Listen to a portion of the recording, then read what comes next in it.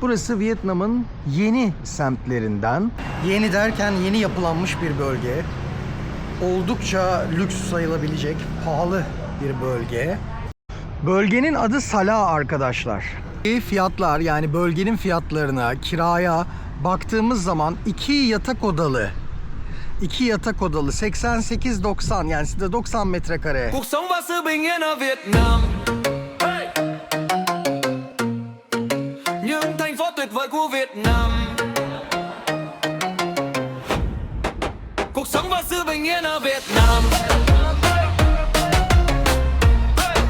Cuộc sống và sự bình yên ở Việt Nam. Oh yeah.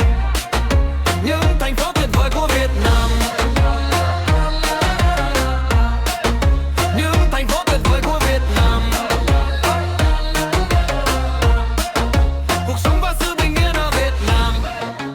Những thành phố tuyệt vời của Việt Nam. Cuộc sống và sự bình yên ở Việt Nam. Những thành phố tuyệt vời của Việt An Sarimi Angkan Region diye geçiyor. Yani B1 Sarimi bölgesi Angkan diye geçiyor burası arkadaşlar. Burası Vietnam'ın yeni semtlerinden. Orta sınıf üstü buralarda yaşıyor. Yeni bölgeleri, yeni kurulmuş yerlerinden bir tanesi. Daha sakin olduğunu görüyorsunuz. Şimdi biz burada pirinç yiyeceğiz. Bakın Com New Tien Ly ismiyle, Com New Tien Ly ismiyle bir restoranta geldik. Çok ucuz bir restoran sayılmaz arkadaşlar. Yani sokak yemeği gibi düşünmeyin. Vietnam ortalamasına göre yaklaşık orta üst diyebiliriz. Yani bu bölgede böyle iş yerleri var. İş yerlerinin dışında şirketler var. Yine böyle bakın Hoa Sen Home gibi ev dizaynı dükkanları var. Şu sağ tarafta bir ATM bank, bir özel banka var. Toshiba şurada. O bankadan hemen döndüğünüzde de büyük bir bisikletçi var. Yani oldukça düzenli ve güzel dizayn edilmiş bir bölgede yemek yiyoruz. Ve sonrasında yola devam edeceğiz.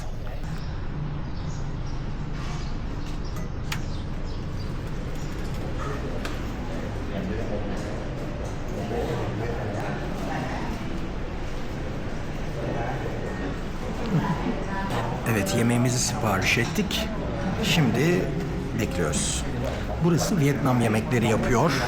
Özellikle o nedenle burayı seçtim. Farklı bir yer daha vardı Kore yemekleri yapan, ama ben genellikle Vietnam'da Vietnam yemeklerini tercih ediyorum.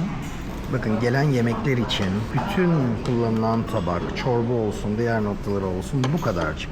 Yani şöyle tek elimle rahat rahat tutabiliyorum. Şöyle elimi göstereyim hatta görebilmeniz için. Bir oran sağlayabilmeniz için böyle.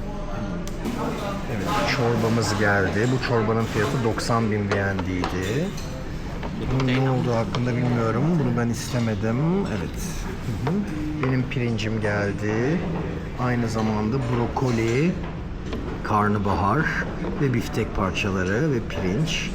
Bunun fiyatı 110 bin VND'ydi arkadaşlar. Bu pirinç, bakın bu enteresan. Vietnam'a özgü. Yaktım elimi yalnız. Vallahi yaktım. Bu pirinç şöyle bir sos. Balık sosuyla geliyor. Fıstıklı balık sosu. Bunun fiyatı da 35 bin. Tabii 35 bin VND'ydi arkadaşlar. Üste yazacağım.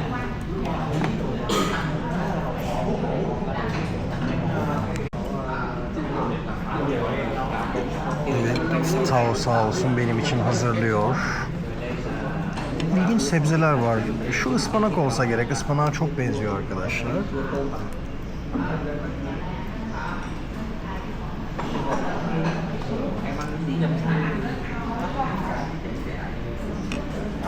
Made from crab, small crab. Crab. Here Crab. is made from Evet, yengeç. Yengeç çorbası. Yengeç çorbası. Şöyle görüyorsunuz. Şimdi tadacağım. Gayet güzel. Yengeçli kısmına bakıyorum.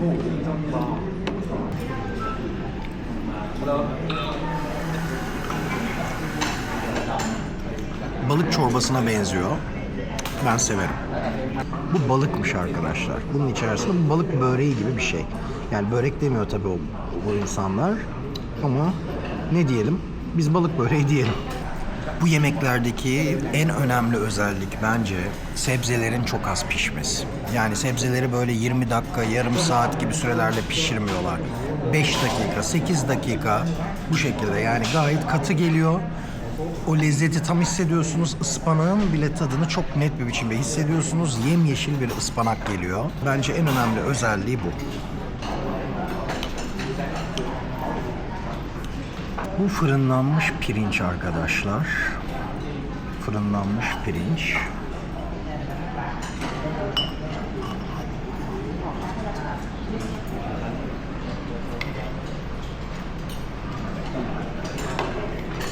Üstüne de şöyle sos ekliyorsunuz. Şu sostan. Bu sostan üstüne ekleniyor.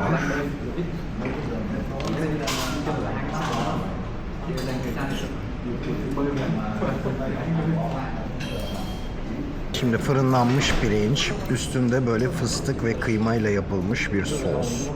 Havuç, brokoli, karnabahar ve biftek. Havuçla beraber mi? Ya da şununla beraber deneyelim. Brokoli. Brokoli ile beraber deniyorum.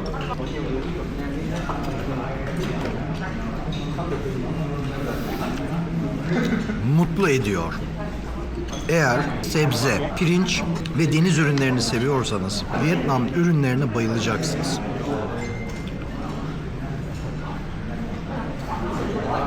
Vietnam yemeklerini çok seviyorum. Çünkü ben sebzeciyim. Deniz ürünlerini etten daha fazla severim. Ve pirinci de muhteşem yapıyorlar. Kızarmış pirinç, domuz eti ve sebzelerini yiyor. Domuz eti burada çok seviliyor arkadaşlar. Oldukça da ucuz bir et. Yani mesela 90.000 civarı demiştim. Bu et yaklaşık 50.000 VND kadar. Burada çok fazla seviliyor.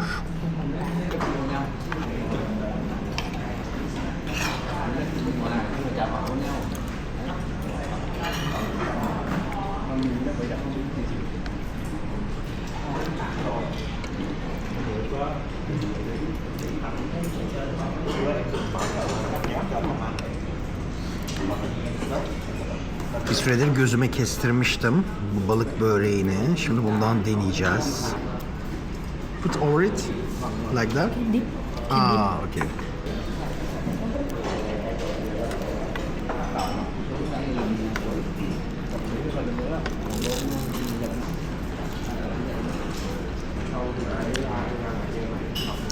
Tuek Way. Harika arkadaşlar. Evet, yemeğin sonunu da bu muhteşem çorbayla bitirelim. Arkadaşlar, Vietnam'da en sevdiğim nokta şu: her yerde, ister böyle lüks sayılabilecek, çok lüks değil ama lüks sayılabilecek, orta sınıfın üstü bir restoranda olsun, ister sokakta olsun, her yerde rahat rahat Osman Aga gibi yemek yiyebiliyorsunuz. Ben buna bayılıyorum. Hiç böyle o bürokratik, aristokratik, şehir kültürüne yansıyan, İşte yaklaşık 600-700 yıldır burjuvaziden çıkıp şehir kültürüne yansıyan saçma sapan kurallar yok. Tek kelimeyle ben buna bayılıyorum. Gerçekten de çok güzel.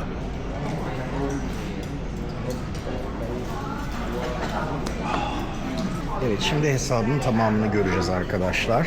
Ben tahmin ediyorum ki 400.000 BND, 500.000 BND gibi bir şey tutacak ama bakalım. Thank you very much. Evet, 558.000 BND tuttu. Şimdi onu ödeyeceğiz. Tüm hesap 558.000 BND. Cuộc sống và sự bình yên ở Việt Nam. Hey! Những thành phố tuyệt vời của Việt Nam. Cuộc sống và sự bình yên ở Việt Nam. Cuộc sống và sự bình yên ở Việt Nam. Oh yeah!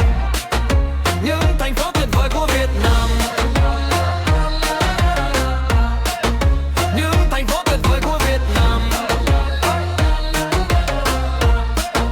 Cuộc sống và sự bình yên ở Việt Nam. Những thành phố tuyệt vời của Việt Nam. Cuộc sống và sự bình yên ở Việt Nam.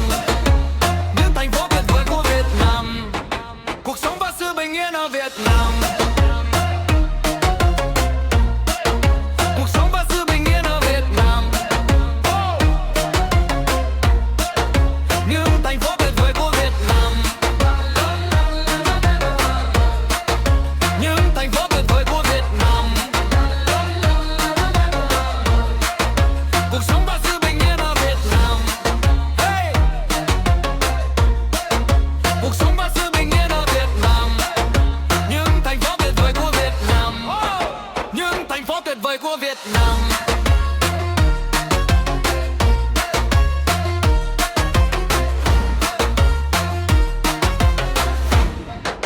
Cuộc sống và sự bình yên ở Việt Nam. Cuộc sống và sự bình yên ở Việt Nam. İlginç çiçekleri olan bu ağacın bölgeye isim vermesi. Sala bölgesi diye geçiyor.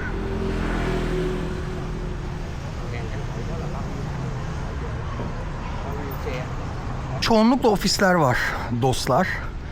Ortalama 2015 civarından sonra yapılanmış bu bölge. Arkadaşlar bomboş, rahat rahat geçiyoruz karşıya. Bomboş. Saigon için fazla şaşırtıcı. Bomboş ya. Böyle dolaşıyoruz. Sala City'deki fiyatlar, yani bölgenin fiyatlarına, kiraya baktığımız zaman 2 yatak odalı 88-90, yani size 90 metrekareli daireler aylık 22 milyon VND. 22 milyon VND civarı. 25-30'a kadar çıkabiliyor rakamlar.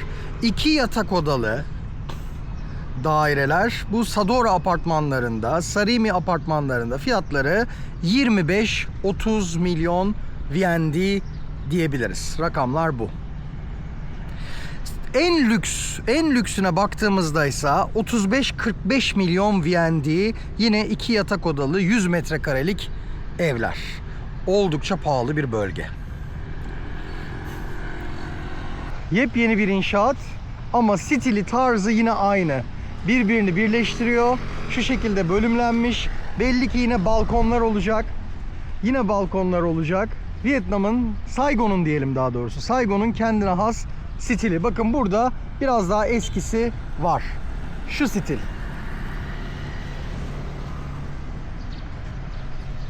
Yani yeni bölgede de aynısını görebiliyorsunuz rahatlıkla. Çünkü Karl Marx'ın söylediği gibi her konuda ölü diriyi yakalar. Ölü diriyi yakalar. Bunun ismi Pho Yai. Pho Yai çiçeği. Vietnamca'da da Pho Yai'miş. Umarım doğru söyleyebiliyorumdur. Gülüyor çünkü bana. No? No? Pho Yai. Hoa giấy. Pho Yai. Hoa. Pho Yai. Neyse, artık bu kadar söyleyebildik. Những thành phố tuyệt vời của Việt Nam. Cuộc sống và sự bình yên ở Việt Nam. Những thành phố tuyệt vời của Việt Nam. Cuộc sống và sự bình yên ở Việt Nam. Những thành phố tuyệt vời của Việt Nam. Arkadaşlar çok enteresan bir semt. Yani Saigon'da şu anda şok yaşıyorum diyebilirim size. Cuộc sống và sự bình yên ở Việt Nam. Cuộc sống và sự bình yên ở Việt Nam. Những thành phố tuyệt vời của Việt Nam. Şu anda Saigon'un caddelerinde, yani araba yolunda yürüyorum arkadaşlar. Bakın, araba yolunda yürüyorum dakikalarca, yani dakikalarca demeyeyim ama 4 dakikadır falan yürüyorum. Şu boşluğa bakar mısınız? Những thành phố tuyệt vời của Việt Nam. Những thành phố tuyệt vời của Việt Nam.